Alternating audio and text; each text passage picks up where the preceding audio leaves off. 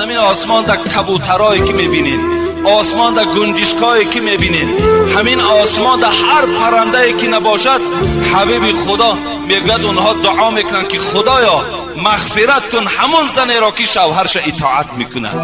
این پرنده های آسمان برای که زنی که شوهر اطاعت میکند طلب مغفرت میکند. باقی والحیتان فی الماء، برادرای عزیز، این هزل نیست، این افسانه نیست.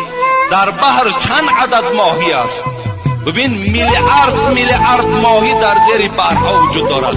حبیب خدا گفت همه ماهی ها در دعاشون دعا میکنند در حق زنی که اطاعت کننده شوهر است. میگوید خدایا مغفرتش کن. تماشا کن وقتی پرنده در حق دعا میکند، ماهی در زیر آب دعا میکند. والملائکه فی السماء، حبیب خدا میگوید ملائکه هایی که در آسمان